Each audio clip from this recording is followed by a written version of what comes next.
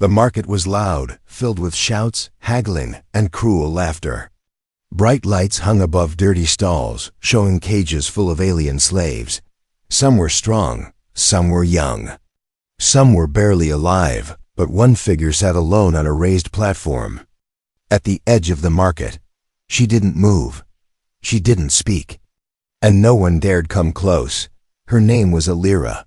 She was once a royal princess of the Valari Empire, a powerful race known for their beauty and strength. But now, she sat in silence, her long silver hair tangled, her face thin and pale. Her eyes were cloudy, empty, completely blind. Her legs, once proud and graceful, were useless now, bound in strange medical metal braces. The auctioneer shouted, "Final item of the day. Half price. A real royal, the Valari princess herself." But the crowd just laughed. "She can't even walk," a blue-skinned merchant said. "She's blind," muttered another. "What's the point?" A thick alien with tusks spat near her. "Feet. She's trash. Just kill her and be done with it." The auctioneer forced a smile. "Still fertile, her blood is pure. You can make royal offspring. No thanks." "She's cursed," said a rich noble. "Look at her, pathetic." Alira said nothing. Her thin arms were folded across her lap. Her head hung low. But inside she was listening. She heard every cruel word, every insult, every price that never came. She had been in this cage for weeks. They took her from her palace after the accident. When her ship was attacked and crashed, she lost her sight and her legs. Her family told the galaxy she had died. But really, they sold her. Why? Because a blind, disabled princess could not rule. She was no longer useful, no longer perfect. She had cried once, screamed, begged, but now she just sat waiting for the end. 10 credits? The auctioneer tried again, desperate now. No one spoke. 5? He begged. She's still alive. And beautiful, under all the dirt. Still silence. The auctioneer sighed. "Fine, no buyers. We'll recycle her for parts." A voice rose from the back. "I'll take her." The crowd turned. A man walked through the crowd. He was tall. Simple brown jacket, dusty boots. A human. Everyone stared. The auctioneer blinked. You want her?" The man nodded. "Yes." "Why?" "You can't breed with her. She's broken." I said I'll take her," he repeated firmly. Alira raised her head slightly. She had heard the voice. Deep. Calm. Human. The auctioneer shrugged. "Fine, she's yours. 1 credit. Take her before I regret it." The man stepped forward, kneeling in front of her. Gently, he placed a blanket around her shoulders. Alira flinched. "It's okay," he said softly. "You're safe now." She didn't reply. Her lips were dry. Her face showed no hope. "Can you walk?" he asked. "No," she whispered. "I can't see either." "I'll carry you then." He lifted her gently into his arms. She was light, too light. Starved and cold. The crowd whispered. "Freak. He's crazy. Why would a human want her?" He didn't answer them. He just walked away, back to his ship. Away from the market. Away from the laughter. Inside the small ship, he laid her on a soft seat. He brought warm water and gently washed her face. She didn't stop him. She didn't thank him, but her lips trembled. "What's your name?" he asked. "Alira. I'm Jason," he said. "You're safe now, Alira." "No, I'm not," she replied, voice barely above a whisper. "No one wants a broken princess." He looked at her, really looked at her, and smiled. "Well, I do." Her cloudy eyes widened just a little. She didn't know if he was lying. She didn't know if he was mad. But for the first time, someone had chosen her. Not for her power, not for her blood, but just for her. Ending line. As the ship rose into the stars, Alira leaned back in silence, her fingers tightening slightly around the edge of Jason's coat. Someone had finally taken her, away from the cage, and she didn't even know why. Yet the ship floated in deep space, far from the noise of the auction world. Inside there was silence. Alira sat wrapped in a blanket, her body still. Her blind eyes faced the empty air, but her ears followed every sound. The soft hum of the engine, the faint hiss of the air system, and the slow, steady footsteps of the human. Jason, he hadn't spoken in a while. He was giving her space, letting her breathe. But she didn't need space. She needed answers. Why did you take me? Her voice broke the silence, soft but sharp like a crack in glass. Jason didn't look back. He was heating up a small meal in the galley. I couldn't just leave you there, he said. Alira let out a bitter breath. Many did, dozens. Jason brought over a tray and placed it near her. The smell made her stomach twist. Real food. Not the moldy blocks they gave her in the cage. She didn't touch it. He sat across from her. Not too close, but not too far. Watching, she tilted her head. You think I'll fall in love with you because you saved me? Jason raised an eyebrow. No, I think you need to eat before you fall over. Alira gave a dry laugh, her first sound that wasn't full of fear or pain. It was small, weak, but real. You should have left me there, she whispered. I didn't. Then leave me here, she said, her fingers clenching the blanket. Drop me on the next planet. I won't stop you. Jason leaned forward. Why do you want me to? She didn't answer right away. The silence dragged. Her lips parted slowly. Because the last time someone said they wanted me, they sold me in the dark the next night.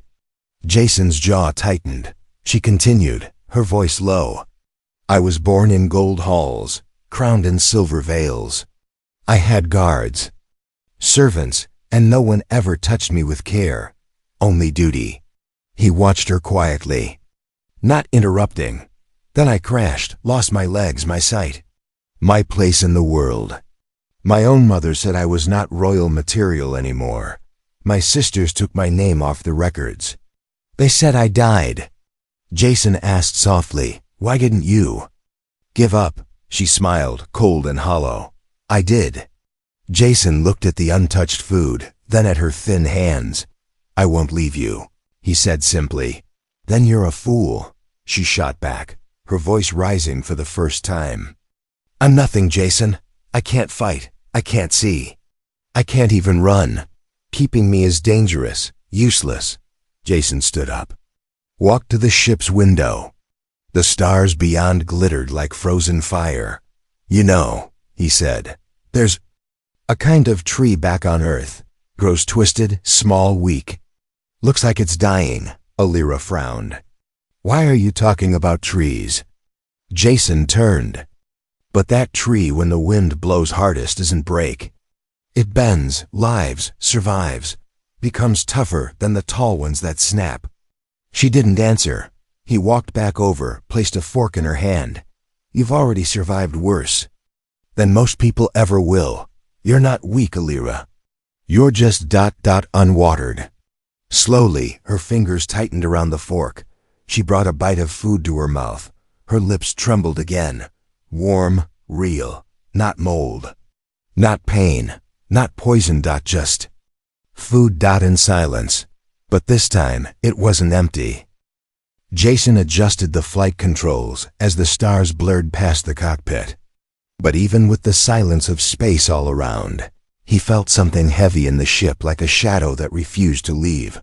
Alira hadn't spoken for hours.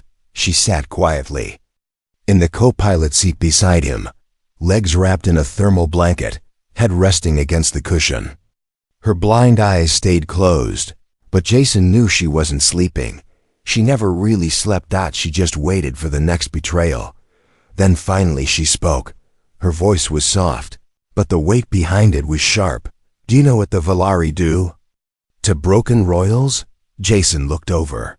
Her face was calm, almost peaceful, but her hands were clenched. No, he replied.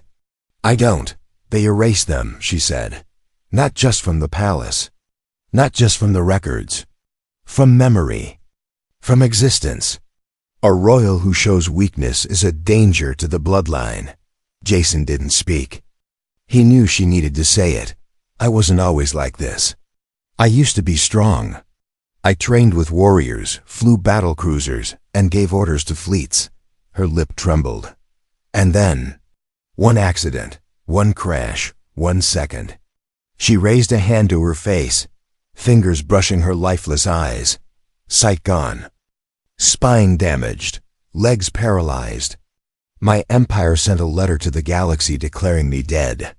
They buried an empty coffin, dressed in my old armor, and I was shipped in a crate. Sold in secret. Jason felt anger rising in his chest, but he kept. His voice calm. That wasn't your fault. But it was their fear, she said coldly. Fear that someone like me, a blind, broken girl, could still command loyalty, still inspire rebellion. My sisters didn't want a rival. They wanted me forgotten. Jason leaned forward. Then why are you telling me this now? Alira turned her face toward him, though her eyes couldn't see him. Because you need to know what you're carrying, Jason. I'm not just an abandoned girl. Her voice lowered. I'm a target. He stiffened. They're hunting you? No. They're hunting anyone who finds out I'm alive. That includes you. The silence that followed was colder than space. I gave you a chance to drop me, she whispered. You should have taken it. Jason stood up slowly, walking over to the navigation panel. He keyed in a new route deep into uncharted territory. I'm not scared, he said. You should be, she replied. I'm not. Alira tilted her head. Why not? Jason turned, looking at her not like a patient or a burden but like an equal. Because the last time I ran from danger, I lost my squad. I swore I'd never run again, especially not from someone who still has the fire to speak like a queen, even when sitting in silence. Alira's lips parted slightly. Surprised. Jason crossed his arms. I don't care if they're coming. Let them. She shook her head gently. You're insane. No, he smiled. I'm human.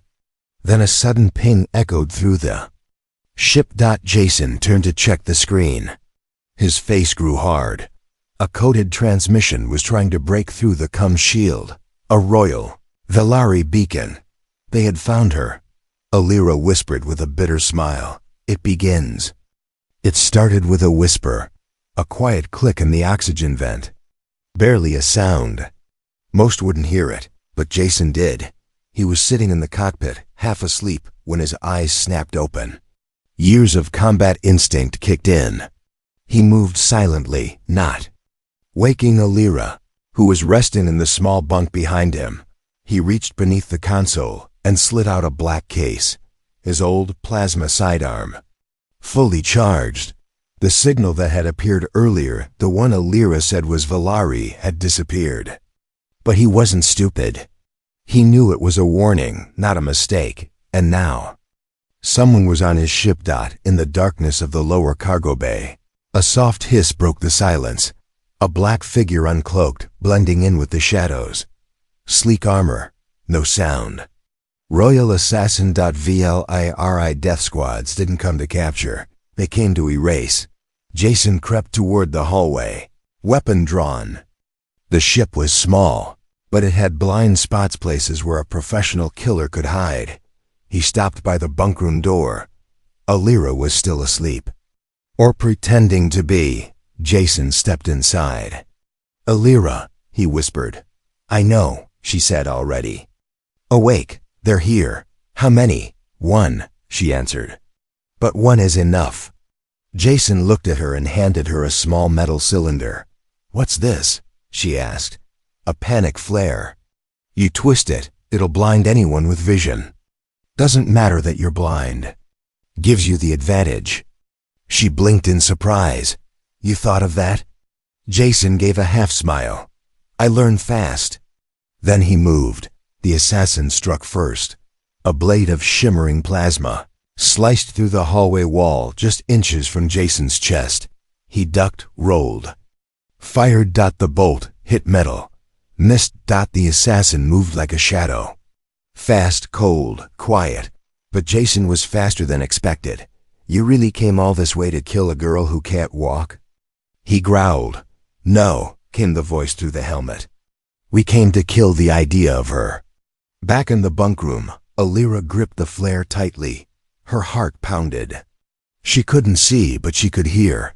Every crash, every footstep, every breath. The assassin and Jason fought hard plasma blasts, metal slamming, boots scraping. She felt useless again. Weak. Then she remembered his words. "You're not weak. You're just unwatered." Her fingers tightened around the cylinder. She pulled herself to the door, dragged her broken body through the hall. Every inch hurt. But she kept moving until she was close enough to hear both of them. She waited. Jason grunted in pain as the assassin landed a hit to his side. Alira raised the flare. "Jason, close your eyes." He obeyed without hesitation. She twisted the flare. A flash of burning light exploded in the hallway. Assassin screamed, his helmet overloaded with white fire. Jason didn't wait. He tackled the blinded attacker, slamming him into the wall. One blast. One hit. The assassin dropped. Silence returned. Jason turned to Alira, who was gasping, her body shaking. "You crawled out here?" She smiled weakly. "I told you I was broken. Not dead." Jason helped her back to the bunk. "You saved me," he said. Alira lay back, breathing hard. "And you saved me first. I guess we're even now." He stared at her for a long moment. "No," he said. "Now, we fight together." As Jason sealed the assassin's body into the airlock, Alira whispered to herself, "Let them come. I'm not alone anymore." The wound on Jason's side wouldn't stop bleeding. He had sealed the cut with a heat patch, but the pain was deep, muscle torn, maybe more. Still, he didn't slow down. He was patching the ship's power cables, preparing for another attack. But in truth, he was buying time. They both knew the truth. The first assassin wouldn't be the last. In the medbay, Alira sat up, pale and silent. Her body trembled from exhaustion, but her mind was sharp, burning. She had felt the warm splash of Jason's blood when he caught the assassin's blade. She had smelled the iron, heard the way his voice cracked afterward. That wasn't just pain. It was fear, but not for himself. He was afraid of leaving her alone. And that terrified her more than anything else. She gritted her teeth. She had been royalty, a ruler, a warrior. Then she became a shadow, helpless, discarded, chained like some useless thing. But now, someone had bled for her, and she wasn't going to let him do it again alone. "Computer," she called out. "Open mobility." "Locker," the ship's system responded. "Confirmed." Medical brace module unlocked. Metal arms folded down from the wall. Inside the locker was a sleek, unused exoskeleton suit, something Jason had quietly prepared for her but never forced on her. Alira reached out. Her fingers touched the cold steel. She hesitated. Fear tightened her chest, but she remembered the look on Jason's face when he collapsed by the engine door, clutching his side. He needed her. Now. 10 minutes later, Jason was kneeling near the ship's power core, tools in hand, eyes heavy from blood loss. A voice echoed from behind him. "You missed a wire." He turned. And froze. Alira was standing. Not well, not tall, but she stood half-balanced in the braced exoframe, blind eyes facing forward, her arms gripping the wall rails. Jason stared. "You, how?" She smirked faintly. "I got tired of crawling." Then she nearly fell. He rushed to catch her, but she raised a hand. "No," she said. "You don't catch me this time. You teach me." Jason stepped back, heart pounding. With pride. So he taught her. How to balance, how to walk, how to stand again. Every step was pain. Every step was power. That night, the ship's lights flickered. A signal returned, stronger this time. Another ship had arrived. This time, it wasn't A stealth assassin. It was a hunter-drone Valari military-grade. Jason stood at the turret control. They're going to try to take us out before we can jump. Illyra moved to his side, her braces clicking with each step. Then we don't let them, Jason blinked. You planning to shoot? No, she said. I'm planning to guide. She closed her eyes, instinct more powerful than vision now. She stood beside the navigation console and gave calm, steady commands. 2 degrees left. Fire. Now right fire again. Jason obeyed. Each blast hit. She wasn't guessing. She knew. She had memorized military tactics, studied starship maneuvers as a child. Now she used them without needing to see. The hunter drone exploded into burning debris. Jason turned to her. In shock. You just that saved our lives. She was breathing hard, her legs shaking, but she smiled. I stood, she whispered. I fought. And for the first time in her life, Illyra didn't feel like a broken royal or a forgotten shadow. She felt like a warrior again. Jason was dying, not quickly but slowly, silently. The internal bleeding hadn't stopped. His movements were slower now, and his skin had gone pale. But he said nothing.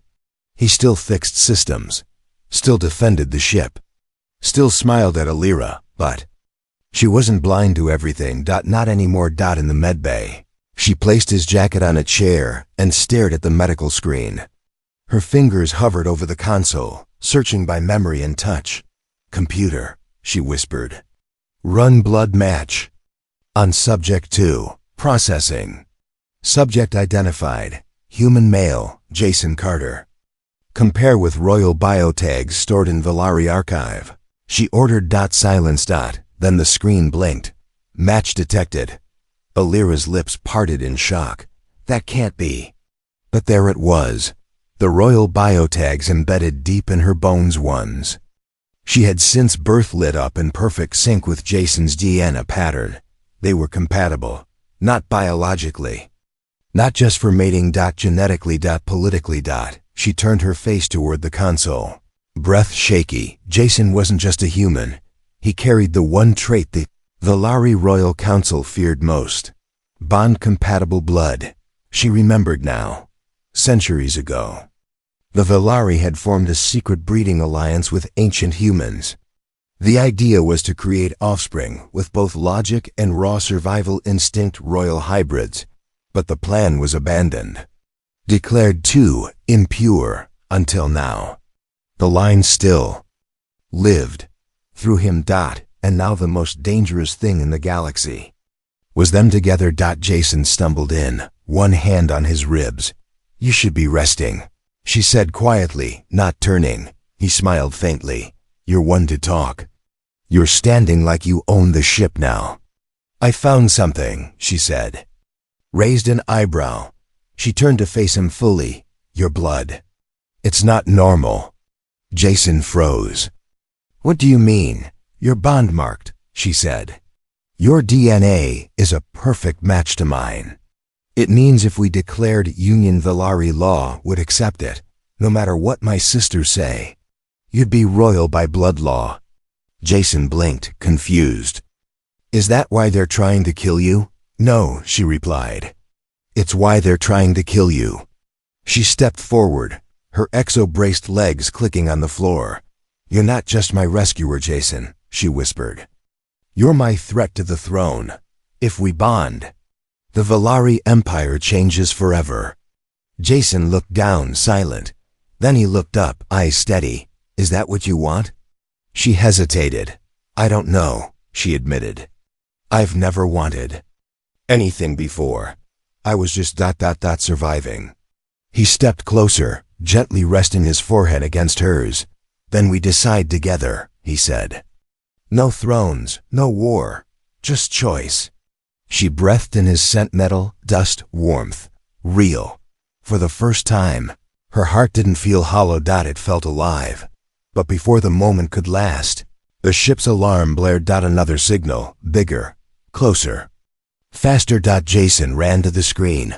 A Royal Valari cruiser had locked onto them. Illyra stood tall beside Jason and whispered, Then let them come. But this time, they'll face a princess with fire in her blood and a human who gave it back to her. The stars were silent witnesses. Outside the viewport, a massive Velari royal war cruiser hovered like a predator above Jason's tiny ship. Its dark silver hull shimmered with energy, its weapons powered, its intentions clear. Inside, the air was thick with tension. Alira stood at the center of the control room, not crawling, not hiding, not whispering from a corner, but standing. Her exo-braced legs trembled beneath her, but her spine was straight.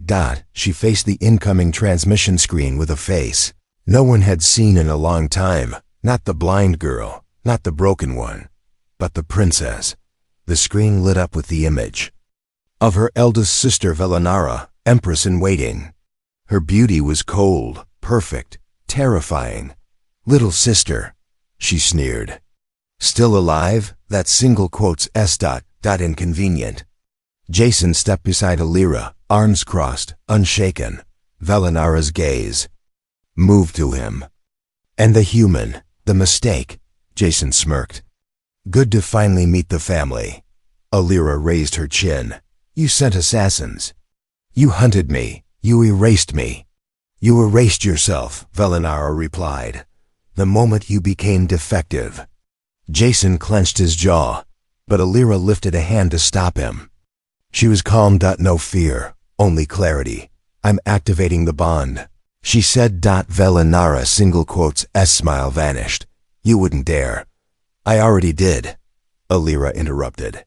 "Your systems will have picked it up by now. He's a full match. And now by Velari law, he's of royal blood." The screen flickered. Velenara's voice cracked. "You've signed your death." "No," Alira said. "I've signed your end." Outside, the cruiser's weapons locked on. Inside, Jason moved to the jump drive. "Coordinates?" he asked. Alira whispered them. "Not a hiding place. Not a random planet, but the Unity Council, a neutral system. A place where bloodlines and truth must be respected. If they reached it, the bond would be officially recognized." Jason pulled the lever. The jump drive whined, overloaded from previous damage. "Come on," he muttered. "Come on." The cruiser fired. A direct hit slammed into the back thruster. The ship rocked violently. Alira hit the wall hard, but stood again. She limped to the console and overrode safety locks. "We're jumping. Even if it kills us," she said. Jason looked at her and nodded. Together, they slammed the jump release. Light exploded. Stars bent. Time stretched. And then silence. They had made it. Barely. Hours later, they stood before the Unity Council, a mix of alien races, including 2 Velari witnesses. Jason held Alira's hand, steadying her as she stood before the galaxy's oldest laws. She raised her voice so all could hear. "I was blind. I was broken, but not dead, and not defeated." Her fingers tightened in Jason's. "This human gave me nothing but choice. And through choice, I stand again, not just as royalty, but as a person." The hall was silent. Then slowly one voice whispered, "Long live the princess." Another, "And the bond." Then thunderous applause. Even the Velari delegates could not deny it. The bond was real. The law was clear. The throne had changed forever. As the stars watched once more, the broken princess who no one wanted stood tall beside the only man who had believed in her. And together, they rewrote destiny.